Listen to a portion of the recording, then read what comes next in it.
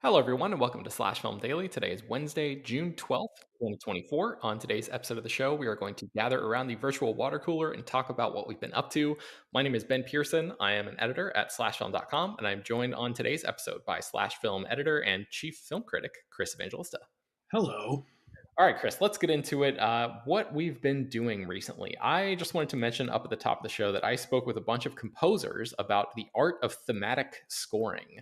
I've been curious about what happened to, when we grew up, Chris, in the movies of like the blockbuster movies of the 80s and 90s. It felt like everyone in America could hum the theme songs to Back to the Future and Star Wars and Superman the movie and the Batman movie, and like all of these big giant films had these really iconic scores that were very memorable and very I don't know, just like embedded in the popular consciousness in a way that movie scores are no longer.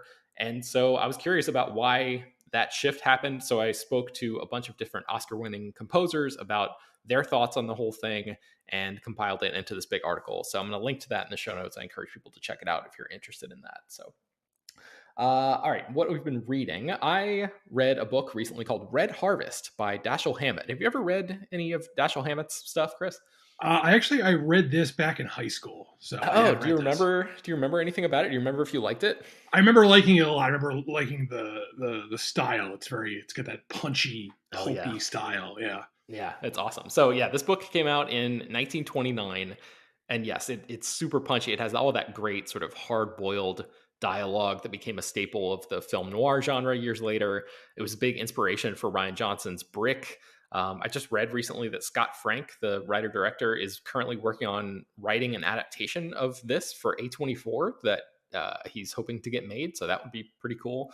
The story is about this unnamed detective who gets called to a city called Personville, but the city's nickname is Poisonville. And the guy who calls him out there gets murdered before the detective even has a chance to talk to him. So I was kind of thinking this is going to be like a fairly standard story about this detective solving a murder.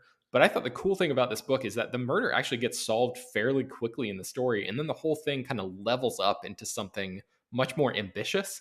And I'm not going to give away what that is, but I really enjoyed reading this and would highly recommend it if you're looking for a really great piece of like crime fiction, detective fiction. I was totally energized by that like level up moment, and I thought the book really lived up to its promise after that. So it's called Red Harvest. Dashiell Hammett is the author. Check it out. All right, let's get into what you've been watching. Chris, I'm going to have you go first. What have you been watching recently? I just saw Inside Out 2 last night. Okay, Yeah. so I mean, the big question is how does it compare to the first one? It's And good. actually, what did you think about the first one? I love the first one. The first one is, I think, one of the better Pixar Disney movies. It's like up in the top like 5 Disney Pixar movies, I think, at least. And I really like this. I don't think it's as good as the first one. I think the first one is. I think some of the novelty has worn off. Like the first one felt very like unique and like, oh, it's showing us something new. And the sequel isn't like recycling thing. It's not like doing the same thing over and over again, but it's some of the what made the first movie so unique is not there anymore. But from a purely emotional level, this works really well. I don't want to give away too many spoilers because it's not out yet, and I'm not sure when is this airing today. When is this airing? Yes, this podcast will air this evening, I think, at some Yeah. point. So I won't give away spoilers, but it definitely got me on an emotional level. Like there's without giving away spoilers, there's like a moment near the end that just like had me like devastated. I was just like, oh my god, just like crying with all these children around me in the theater. So yeah, it's definitely a step up in terms of like the last Pixar movie. What the hell was the last Pixar movie? Elemental came out in 2023. That was the most recent one. Yeah, and that movie stunk. I'm sorry. I know, I know some people like it, but I did not care for Elemental. And then Lightyear before that. Oh, Oh, geez. that was even worse. Let us forget it. Like Pixar has had some hits. Like I really liked Soul. I thought Turning Red was fantastic. I thought that was Mm-hmm. really good. But like Onward, what a just a bad movie. And like Elemental, boring, forgettable. So this is definitely like I don't want to feel like they're back, but it's definitely a step back towards good Pixar. Like, I prefer they were making more original stuff as opposed to sequels. Like Turning Red, that's an original movie. That's a really good movie. So Mhm. I want more of that as opposed to sequels. But as far as sequels go, this is definitely one of the better ones for them. Okay, so speaking of sequels, you caught up recently with Godzilla X Kong: The New Empire. What'd you make of this one? I sure did. Boy, what a charmingly stupid movie is that.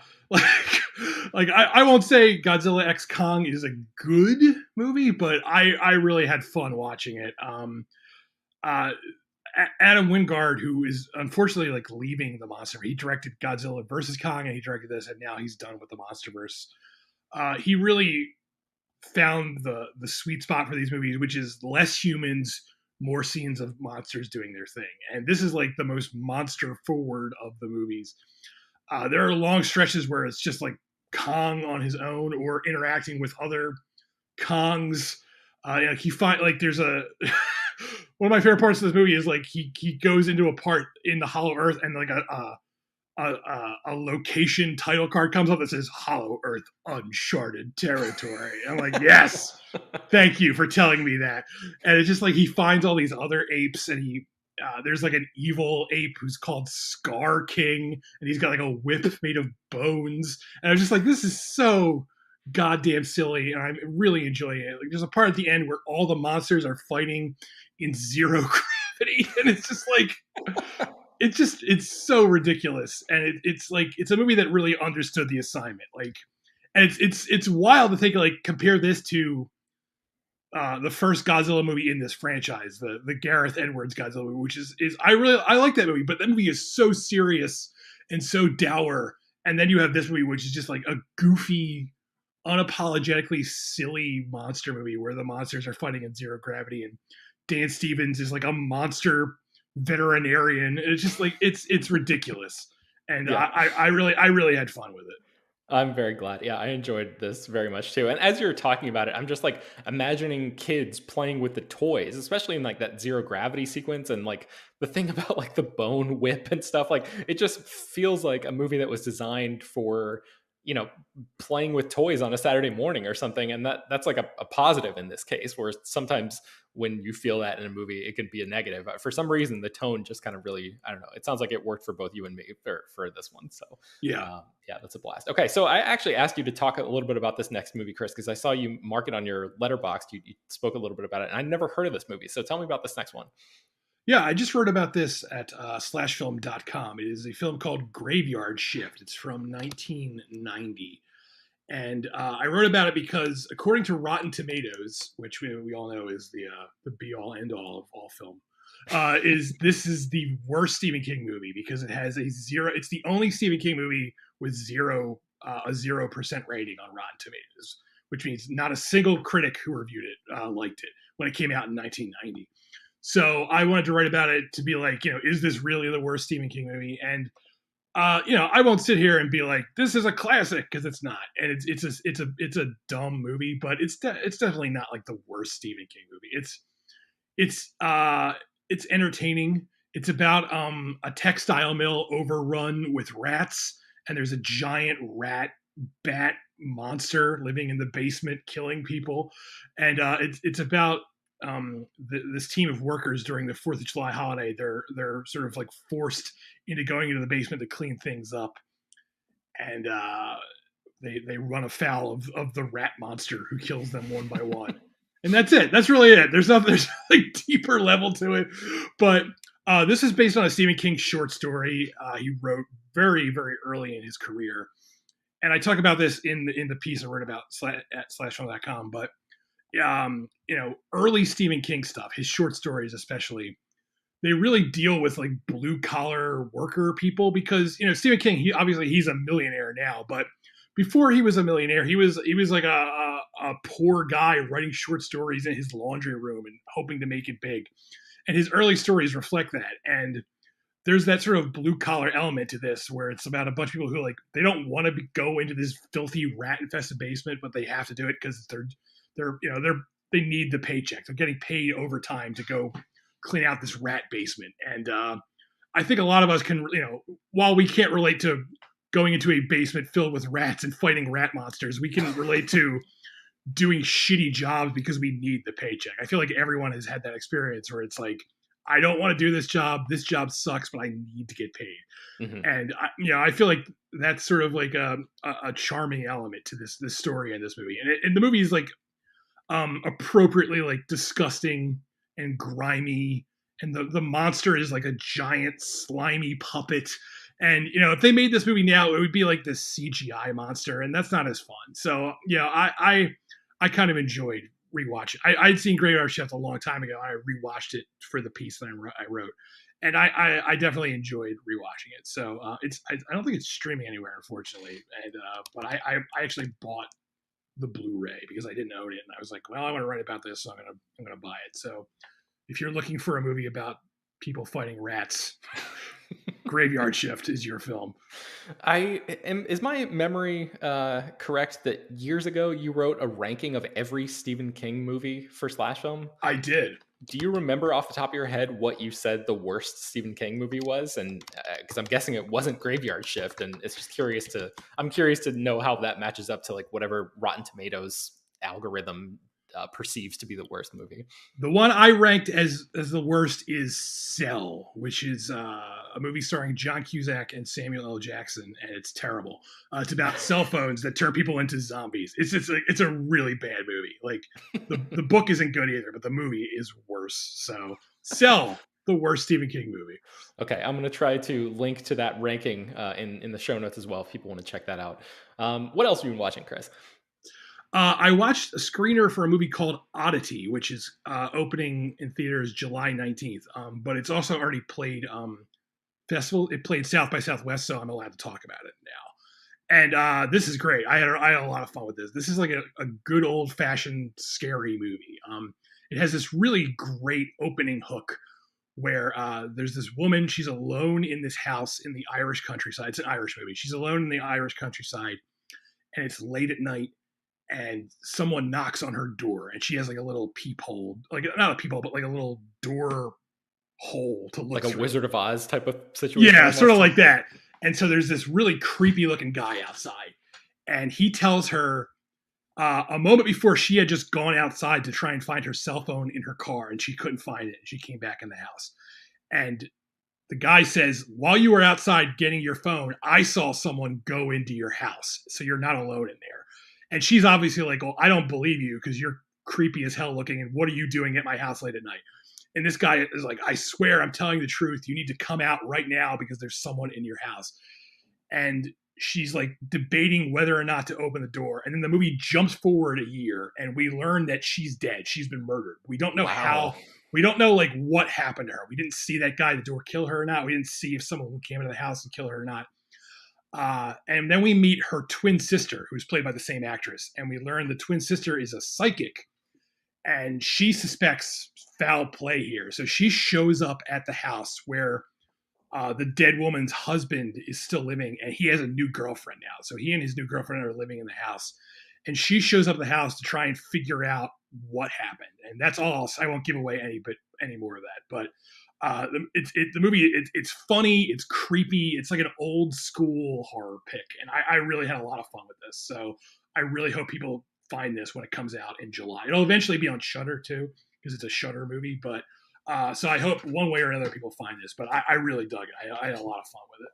Man, that sounds like a great premise. Okay, so the movie's name is Oddity, and it'll be in theaters on July 19th. So yeah, definitely check that out. I saw a stand-up special recently called John Early, Now More Than Ever, which is streaming on Max. Have you seen this, Chris? Do you know anything about John Early? I'm familiar with John Early. I have not seen this, though. So yeah, John Early is an actor, a comedian. He's been in like Neighbors 2. He was in the Wet Hot American Summer shows on Netflix. He was in the After Party. He's actually in the music video for Taylor Swift's Anti-Hero. But I know him primarily from his work on a show called Search Party, which I haven't talked about yet on this podcast, but I will as soon as I finish watching the whole show. I'm just starting the final season right now. Anyway, John Early has this stand-up special that came out, I think last year, that is shot and edited like a 1970s rock music documentary. And during the performance, he has a whole backing band on stage with him, and he interacts with the band members in all these little interstitial moments throughout the special, and they play a couple songs throughout the whole thing. Frankly, I did not think the music stuff really worked at all, which is like a decent percentage of this whole special. But the rest of the stand up was so funny that I would still recommend checking this out, especially if you have a sense of who he is and sort of what his comedic vibe is like. There is this extended riff on the way that millennials use language that, I mean, I was just like losing my shit. I was cracking up so much. And I feel like that alone is worth the price of admission. So the streaming special is called John Early Now More Than Ever. It's on Max. His personality might be a little much if you just like dive into this without having any idea of who he is.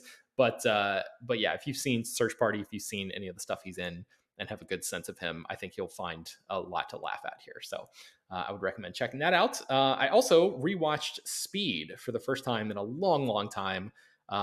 Chris, you and I were recently talking about Twister on the podcast, Jan de Bont's second feature film as a director.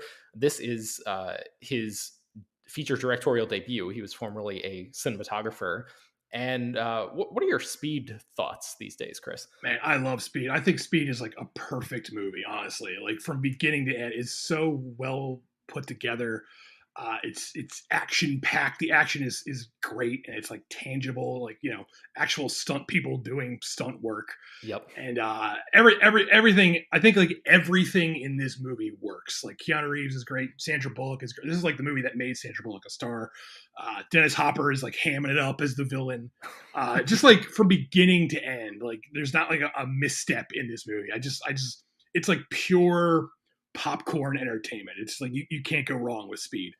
Yeah, I wrote down quintessential action movie gloriousness, which is basically the same, a different way to say the same exact thing. Yeah, I love this movie. It is like a ludicrously paced thriller. Like the movie really does. I mean, a lot of people are like, it's a thrill ride from start to finish or whatever, but this movie, it really feels like that. Like not only the bus thing, which is like, there's a bomb on the bus. If it goes under 50 miles an hour, it's going to blow up, which is just an incredible pitch for a movie. But there's the elevator action scene at the very beginning. And then also the sort of like there's like an airport thing near the end. And then there's like an underground, like a subway sort of battle fight set piece kind of thing at the end too. So it really just like, I mean, yeah, like keeps the pedal all the way down the whole way through. That was, I think, my biggest takeaway was just like how little fat there is on this movie. It is just like nonstop action. So, yeah, really terrific stuff. I loved seeing how the movie puts the lead characters played by Keanu and Sandra Bullock in harm's way and gives them like seemingly insurmountable obstacles over and over and over again as the tension ramps up. It's just like really good textbook action movie filmmaking kind of, like the idea of like having your hero get in a situation where it feels like everything is hopeless and then watching them be able to work their way out of that corner is just so endlessly entertaining, and Speed does it wonderfully. About solving a movie about solving problems, and it's like that's rewarding to watch. Like someone like it's rewarding to watch someone who's good at their job, and Keanu Reeves is good at his job in this movie.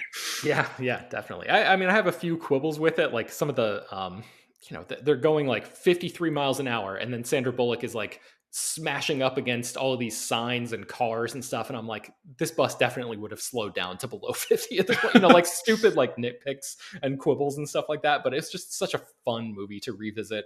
It was as fun to watch now as it was in the 90s. So I thought it holds up remarkably well. All those practical stunts that you're talking about, the real explosions and everything are just like, yeah, really very impressive to watch. And it's funny too. It's got like a really snappy, funny, there's like a lot of funny lines in this movie. Yeah. Like it's just like a really, it's just like, I don't know. They don't make them like this anymore, I guess is what I'm saying. Like I wish, like, I can't remember the last time I watched a movie that was like, that was as good as Speed. Like I'm talking like, I can't like an action movie, like a modern action movie where I was like, that's good, but it's no Speed.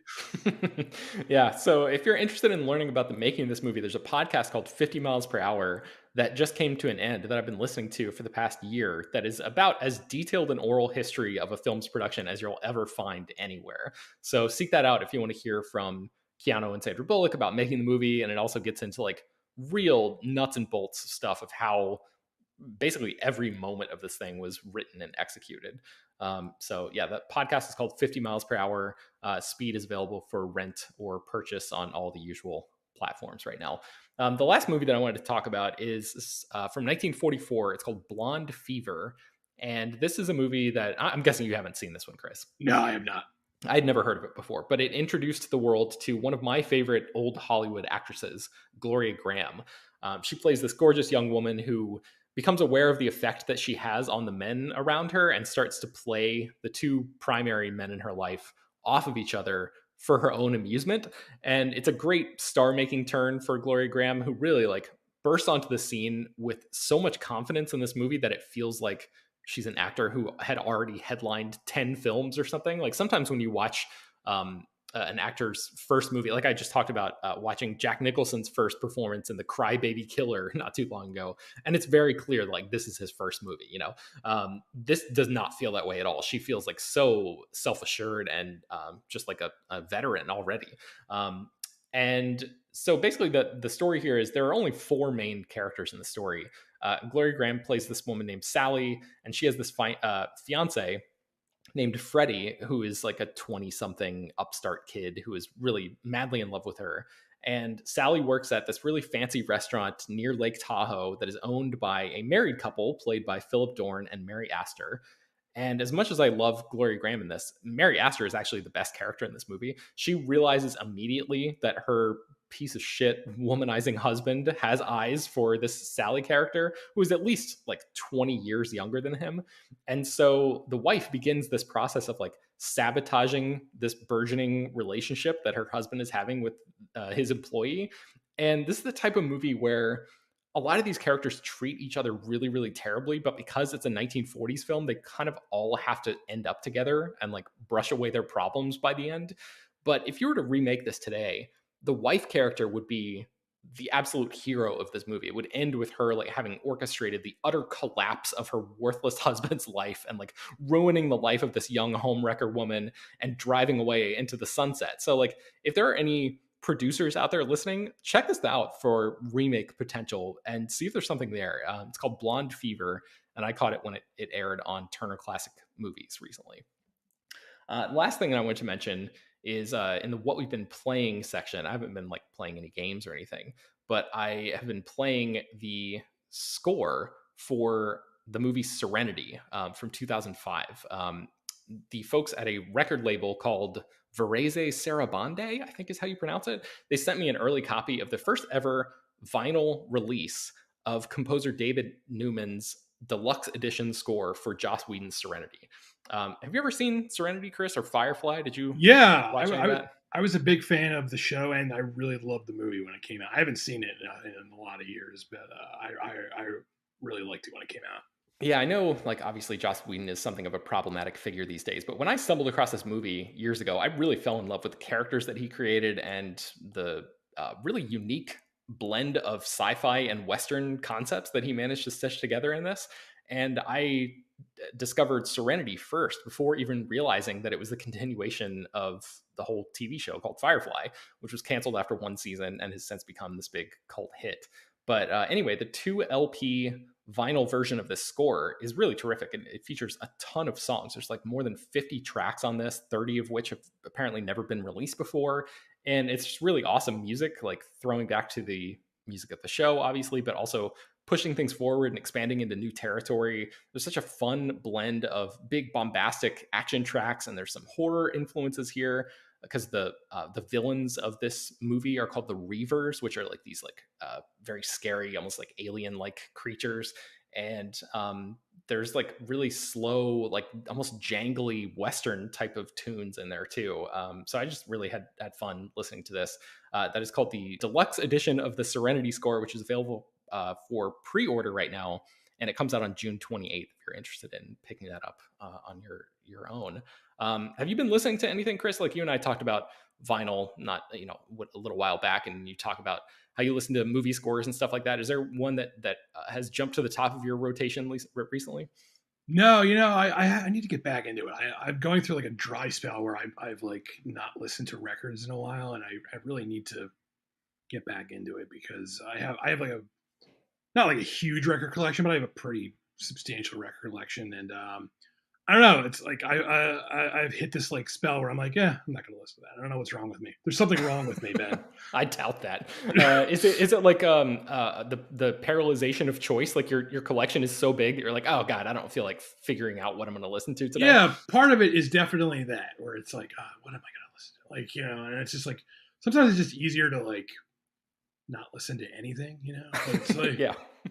like I really like I haven't been listening to it on vinyl, but I've played the Challenger score like constantly Oh since yeah. it came out. I'm really hoping that gets a vinyl release because I will definitely buy that and play it until it wears out. Like that score is just dynamite, just from Yeah. start to finish. That's awesome. You know what else is great is the Speed score. Mark Mancina did the That's score so for good. Speed, and I was like shocked because I didn't really remember the music from Speed when I decided to rewatch this. But afterwards, I was like, man, this is like one of the better action movie soundtracks or scores rather of the '90s. I really Yeah, really enjoyed that. So it's got a great like main theme that's playing like when the bus is driving. And yeah. I'm not gonna do it with my mouth, but but it's really like that's you hear it and you're like hell yeah, that's great. Okay, well, that's going to do it for today's episode of the show. You can find much more about all the stuff that we talked about on today's show linked in the show notes as well. Slash Film Daily is published every weekday, bringing you the most exciting news from the world of movies and TV, as well as deeper dives into the great features you can find on the site. You can subscribe to the show on Apple, Overcast, Spotify, wherever you get your podcasts. Send your feedback, questions, comments, concerns, and mailbag topics to us at bpearson@slashfilm.com. Make sure to leave your name and general geographic location in case we mention your email on the air. Don't forget to take a minute to rate and review this show on Apple Podcasts or Spotify. That really does help us out a lot. Tell your friends about the show any way you can. Thank you so much for listening, and we will talk